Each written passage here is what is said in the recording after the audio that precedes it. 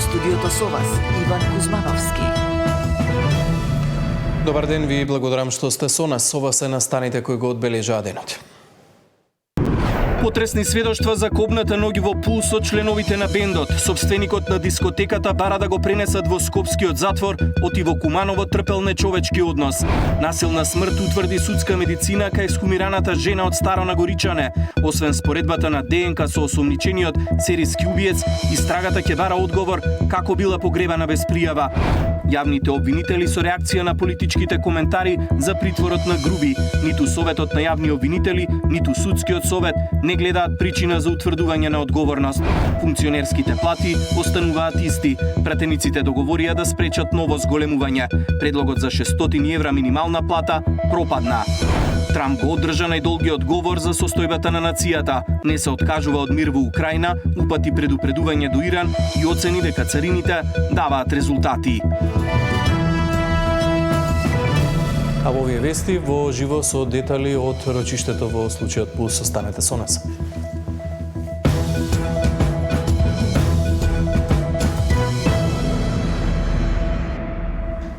За прв пат во судницата во Идризово проговореа преживеаните членови на бендот од дискотеката Пулс во Кочани, откривајќи детали непознати за јавноста. Судскиот процес го следи колегата Зоран Јаневски, го имаме во живо во овие вести. Зоран, што се можеше да се слушне денеска во судница? Да, денеска во судницата покрај затворот Идризово за прв пат проговореа и двајцата преживеани членови од групата ДНК која што на 16 март минатата година настапуваше во пожарот Пулс во дискотеката во пожарот Пулс, каде загинаа 63 лица. По предлог на јавното обвинителство свој сведочење имаше придружниот вокал на ДНК Ана Костадиновска, како и гитаристот Горан Тонев. Тие двајцата кажаа дека по избувнување на пожарот не биле свесни за опасноста која предстоела. Првин почувствувале топлина од таванот, состојбата никој не ја сваќал сериозно, па дури откако Панчо се обратил пред сите дека треба да излезат, дури тогаш се обиделе да излезат од дискотеката Пулс. Како што сведочеа двајцата членови од музичката група, тие никогаш не забележале кој ја мести пиротехниката. Меѓутоа кажаа дека секогаш се активирала на истата песна, односно на песната што сака нека биде. Тие, како што тврдеа во судницата, не знаат кој ја внесувала пиротехниката, бидејќи како што рекоа, кога доаѓале на свирките кои што биле организирани, кога ги правеле тонските проби, пиротехниката не се наоѓала на сцената. Меѓутоа после тонските проби тие се повлекувале, а кога ќе излезале на сцена за да започнат со музичкиот настап, забележувале дека пиротехниката е веќе таму. Меѓутоа никогаш и не виделе кој ги активира прскалките. Денеска во судницата по предлог на обвинителството сведочеше и младиот Алберто Миладинов, кој вечерта бил гостин во дискотеката.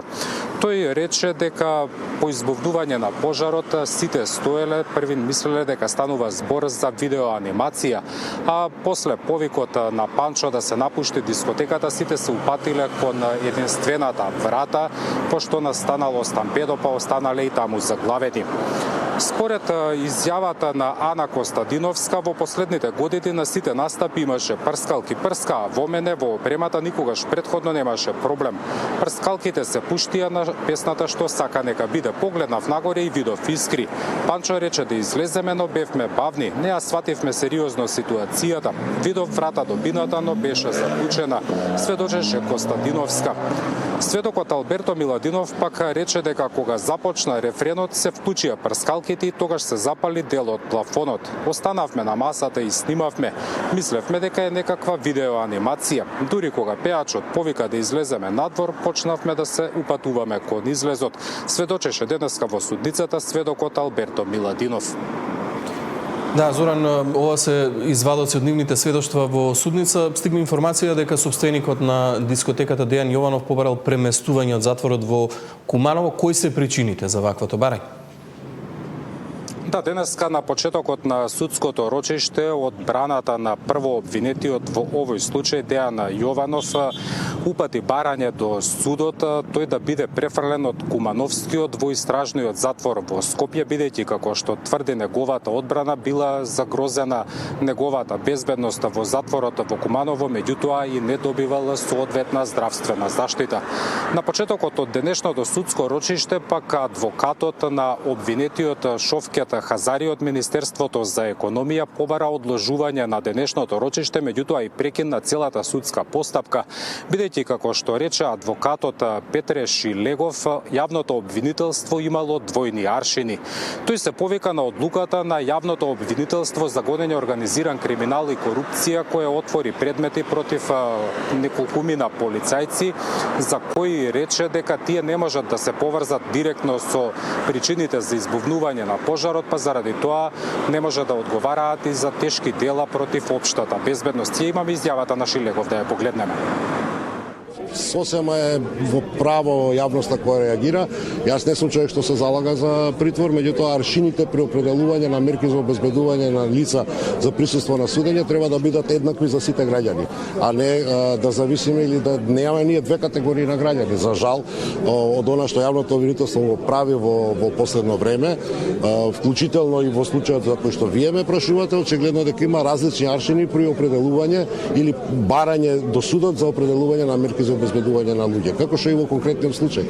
Не можете за едни да имате едно правно мислење, за истиот кривично правен настан, за други да имате сосема поинако правно мислење. Оваа лакрдија, која што се случува во судницата во конкретниот предмет, јавното обвинителство е должно, ќе повторам, да ја прекине, бидејќи надвор од материјалниот аспект на трошоците. Изложуваме премногу луѓе на трауми. Ваквиот предлог на Шилегов го одби судот, од јавното обвинителство пак рекоа дека на она што се повикува Шилегов не се однесува на веќе тековниот судски процес. Реагираа и родителите, тие рекоа дека не сакаат одмазда, туку како што тврдат бараат одговорност за сите кои што придонеле за избувнување на пожарот и трагедијата која што ги одзема нивните деца, дури и за оние кои што имале само некаков подпис поврзан со работењето на дискотеката. Еве ја изјавата. Ние не сме тука за одмазда, ние сме тука за одговорност. Бараме судот да утврди вистината до крај. Бараме да се испита секоја институционална алка од локално и централно ниво. Бараме одговорност не само за оние кои управувале со објектот, туку и за службени лица кои со подпис, со пропуст или со молк дозволиле незаконитости. Доколку системот дозволи кабаре да функционира како салон за тепици, тогаш системот потврлил. Кога системот потврла, граѓаните ја плаќаат цената, најчесто најневините. Ова не е политичко прашање, ова е прашање за правдата и безбедност. Денес бараме правда за нашите деца. Утре ова може да биде прашање на безбедност за секој дете во оваа држава. Инаку судењето за случајот Пулс продолжува веќе наредната недела на 5 март, за кога јавното обвинителство предложи да бидат сослушани 6 сведоци. Во живо благодарам за овие информации. Насилна смрт утврди судска медицина кај скумираната жена од Старо Нагоричане, што покажува дека и таа била убиена. Информацијата за сител ја потврди директорот на Институтот Станков. Следната недела се очекуваат резултатите од споредбата на ДНК земена од жртвите со осомничениот серијски убиец. По ова истрагата ќе бара одговори како починатата била погребана без пријава дека се работи за насилна смрт. Александар Динев ги има деталите. И втората жена на која и беше направена обдукција по ексхумацијата минатата недела, починала од насилна смрт. Ова го покажал наодот на Институтот за судска медицина. Според неофицијалните информации од истрагата, телото на жената на околу 40 години од Нагоричане, за која исто така постои сомнеж дека е жртва на 25 годишникот, било прегледано од лекар пред да ја погребаат, но нејасно е како не биле забележани траги на насилство и не била побарана обдукција. Врз основа на информации добиени во текот на истрагата, обвинителството нареди ексхумација на тело на уште една девојка. во ексхумацијата, сега за сега можам да ви кажам дека смртта е насилна. Меѓутоа обвинителството за брзо време ќе ги добие сите информации во пишана форма и од ДНК резултатите и од обдукцијата и понатаму случајот ќе продолжи да го работи обвинителството во склоп на нивните надлежности. Идната недела ќе бидат готови резултатите од ДНК анализите на примероците земени од двете жени за кои истражните органи се сомневаат дека се убиени од 25 годишникот од Драгоманце.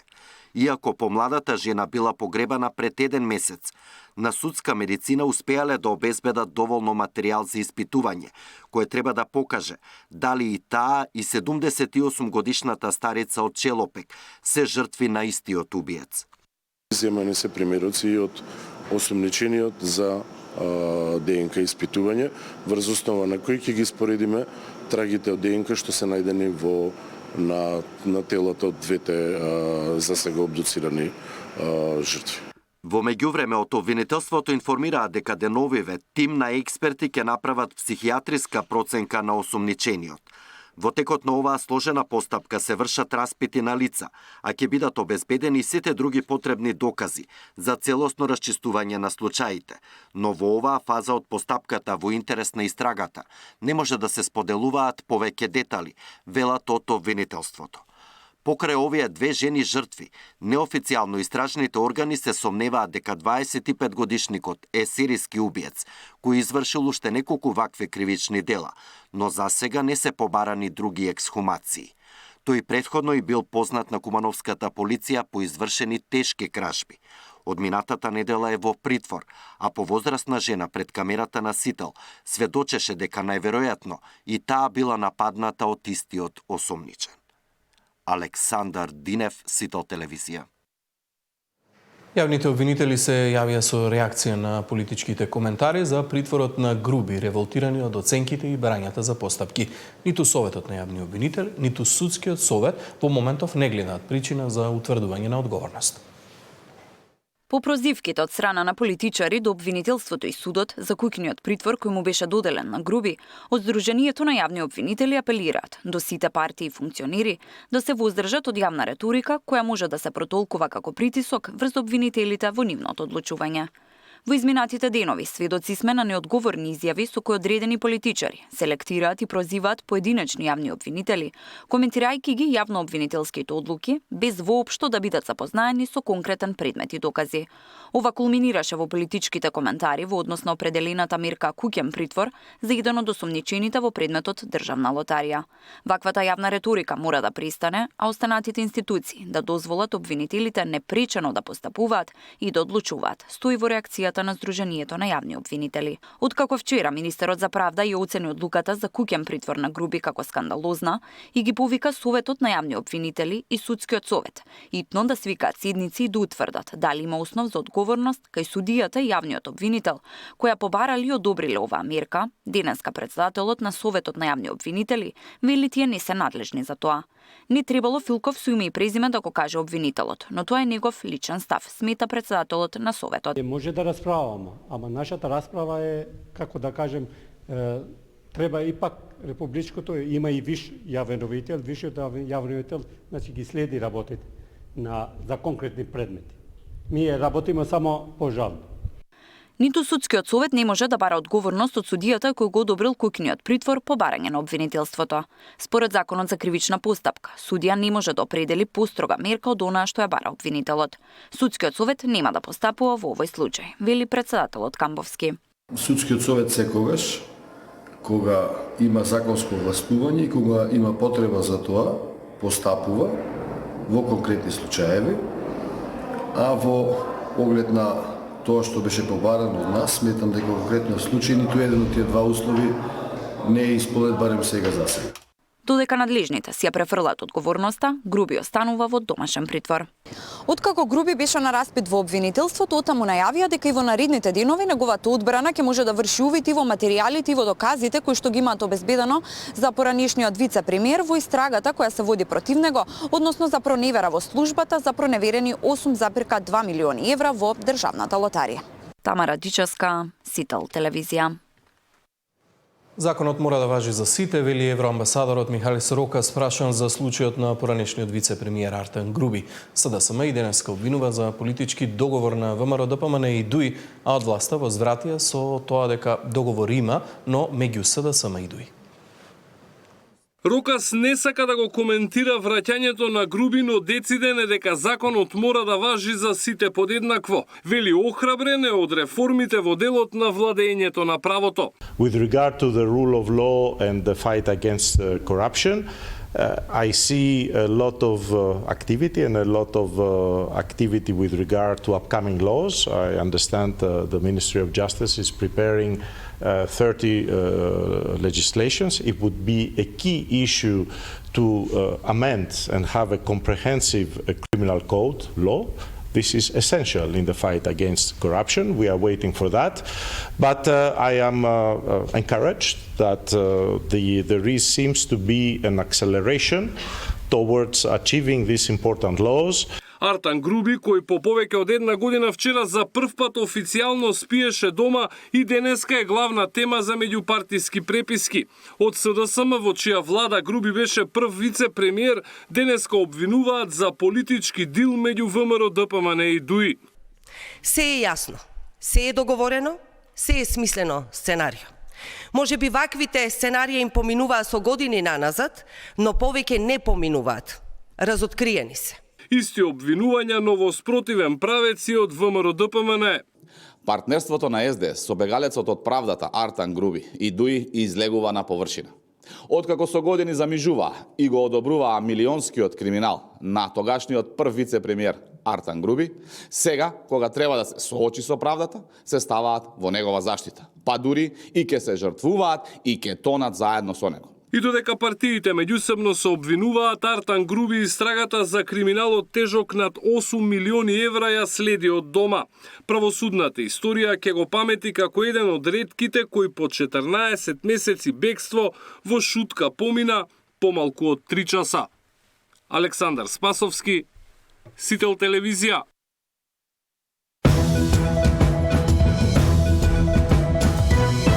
Се плашили СДСМ од Артан Груби, на половина од мандатот на новата влада, дали политиките на опозицијата се препознатливи, ќе може ли СДСМ да застане на здрави нозе меѓу националните интереси и евроинтеграциите, економијата, бројките и политиките на власта.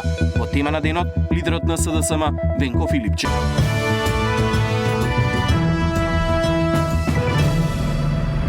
Функционерските плати остануваат исти, претениците договорија да спречат ново зголемување, а решението треба да биде изгласано на попладневното продолжение на собраниската седница. Предлогот за 600 евра минимална плата сепак пропадна. Пратениците од власта и опозицијата без дебата се согласија да се намалат коефициентите за пресметка на функционерските плати. Тоа значи дека над 1000 функционери и годинава ќе бидат платени исто како лани.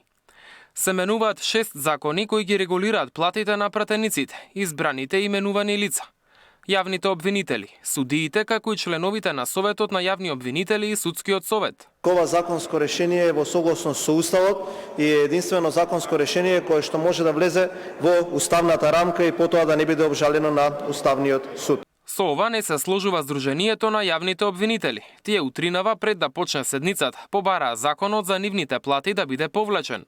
Вела дека се свесни за економската ситуација, но нивната плата не можела да биде намалена со закон или со одлука на државен орган, освен при утврдена дисциплинска одговорност.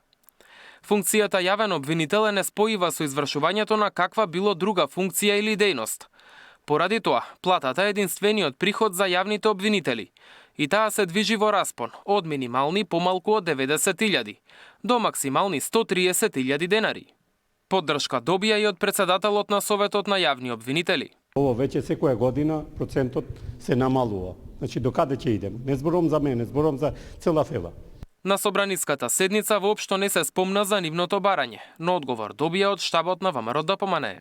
Наместо да земат и да работат на зголемување на она 2% доверба од граѓаните, тие исклучиво мислат само на плати. Но ќе повторам, се работи за мала група на луѓе кои што се под контрола на СДС и ДУИ, инаку и таму има многу честни луѓе кои што за жал не можат да дојдат до израз од овие. Предлог законот за минималец од 600 евра вчера не помина на Комисијата за економски прашања, па денеска и на пленарна седница мнозинството го потврди ваквиот заклучок. Сепак тоа не ги спречи власта и опозицијата повторно да се скараат во чие време било поскапо, а кога платите растеле повеќе. Растот на минималната плата е оправдан од социјален аспект и тука ќе се сложам со вас, но мора да биде усогласен со растот на продуктивноста и реалниот капацитет на економијата.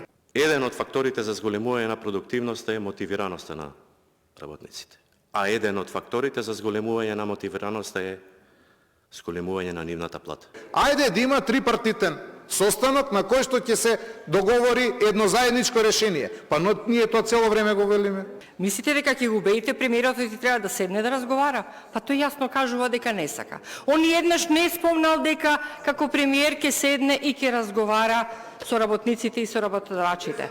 Остава тие сами да се договараат. Значи трипартитен договор нема. Мартовската минимална плата што се исплаќа во април, законски ќе се зголеми за околу 25 евра и ќе биде нешто над 420 евра.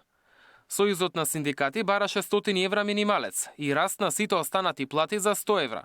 И поради тоа организираше еден протест и 3 блокади. ССМ даде рок за одлука до крајот на месецов, а во спротивно најави генерален штрајк. Мартин Арсов, Сител телевизија.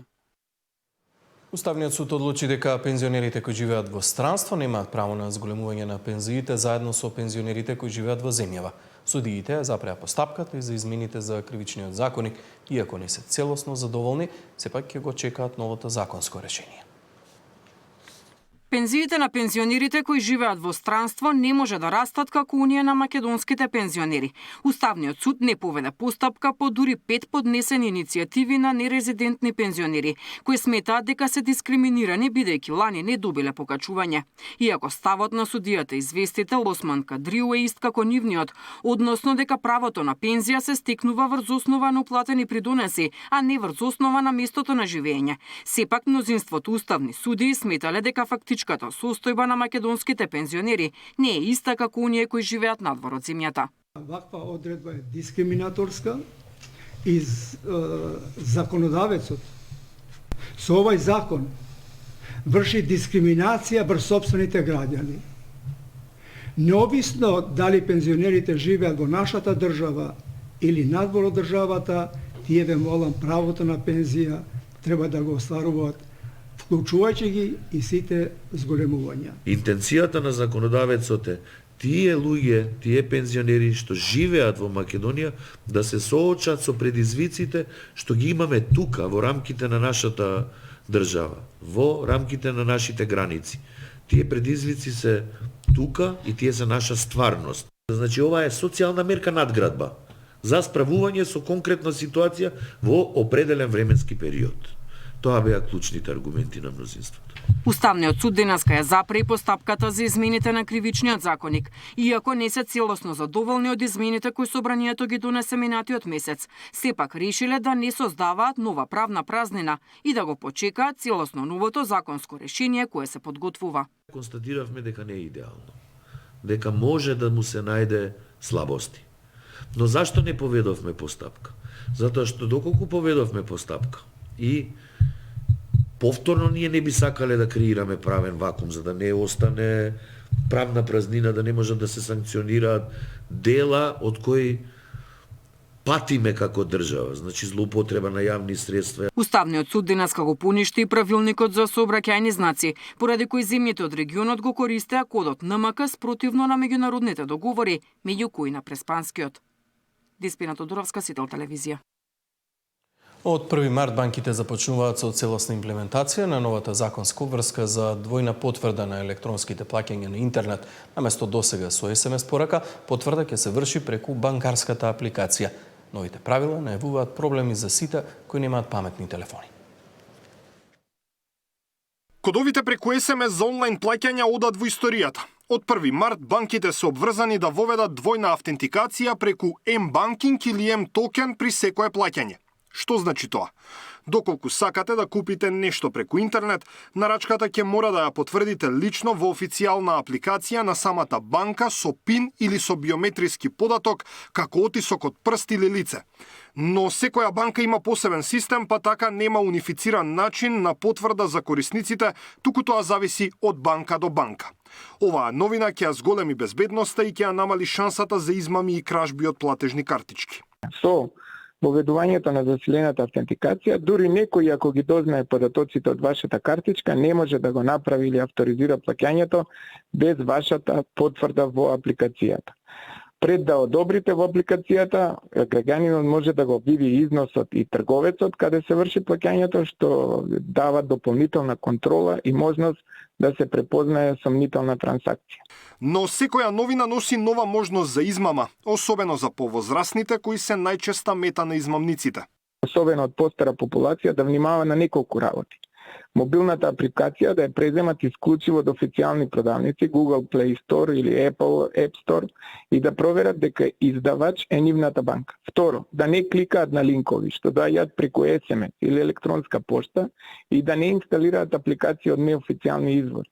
Трето, да знаат дека банката никогаш нема да бара по телефон да се кажат пиновите, лозинките или да се одобрат плаќањето заради проверка. Ако добијат сомнителен повик или барање за плаќање што не го започнале или не го препознаваат, најдобро е да го откажат и веднаш да се јават директно во банка. Оваа новина доведе до забуна кај дел од корисниците кои на постовите на банките пишуваат дека добар дел од нив се уште не се подготвени, односно дека нивните апликации не функционираат во целост. Од Македонската банкарска асоциација велат дека сите корисници се или веќе известени за новините, или дополнително ќе бидат известени.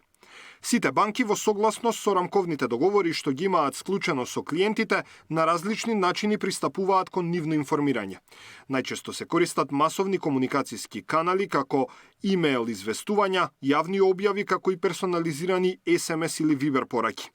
Дел од банките подготвуваат и видео упатства со цел појасно да се прикаже како ќе изгледа онлайн плаќањето со платежни картички со примена на засилена автентикација, велат од МБА. Двојната верификација на трансакциите во суштина е усогласување со Европската Унија, каде одамна не се користат SMS кодовите кои кај нас во моментот се стандард. Даниел Василев, Сител телевизија. Деца и адолесценти денеска беа во центарот на вниманието на настан посветен на врсничко застапување против сајбер насилството и говорот на омраза на интернет, организиран од УНИЦЕФ и Фондацијата Телеком за Македонија во соработка со Сојузот за извидници на Македонија. Представувајќи ги своите идеи и решенија, тие повикаа на поддршка за создавање побезбедна и поинклузивна дигитална средина. Се стававме во улога на жртвите, во улога на насилниците, за да согледаме какви емоции тие чувствуваат додека го претрпуваат се до тоа. Ние ќе направиме истражување со кое ќе да знаеме во кои училишта има дете правобранител, а во кои нема, и дали во тие училишта што има дете правобранител, тоа дете ја врши својата функција како што треба. Online hate is one of the biggest threats to have an equal digital society. Because we should all look how to enjoy the digital society but not necessarily being discriminated there. And that's why this is very important what we are doing. Second thing is that we also knew that this phenomenon will mainly affect young people. Because you guys are living in this world, you are starting in this world, and you are the most vulnerable in this world. That's why we were, in this cooperation, we wanted to make sure that we give some power to your voice, that we provide you with some tools. Алкалоид Скопје информираше за рекордни консолидирани продажби од 339,3 милиони евра, извоз од 221,6 милиони евра и инвестиции од 18 милиони евра во периодот јануари-декември 2025 година. Според единечниот биланс на успех, во периодот јануари-декември 2025 година продажбите се достигнале за 3% повеќе во споредба со истиот период од минатата година. Вкупните консолидирани продажби пак достигнуваат 10% повеќе во споредба со истиот период од минатата година. Консолидираните продажби остварени на домашниот пазар се зголемени за 20%. Од вкупните консолидирани продажби 35% се остварени на домашниот пазар, додека пак 65% се остварени на странските пазари. Гледано според групни производи, најголемо учество заземаат производите од сегментот фармација и тоа 91%. Од нив поголем удел имаат антибиотиците, препаратите ОТЦ, невролошките, кардиолошките и така натаму. Бизнис планот за 2026 година предвидува инвестирање на околу 8% од консолидираните приходи, раст од 7% на консолидираните продажби, како и раст од 7% на консолидираниот профит во однос на 2025 година. Очекуваме во 2026 година да продолжиме по патеката на континуираниот раст, базиран на можностите од нашите тековни инвестиции во нови производствени капацитети и опрема и од вложувањата во развојно-истражувачки проекти, на тој начин создавајќи конкурентно портфолио и можности за ширење на пазарите, посочуваат од Алкалоид. Во тема на денот вечерва за актуелните случувања гостува лидерот на СДСМ Венко Филипч. До 19 часот останете со Сидел. Пријатно.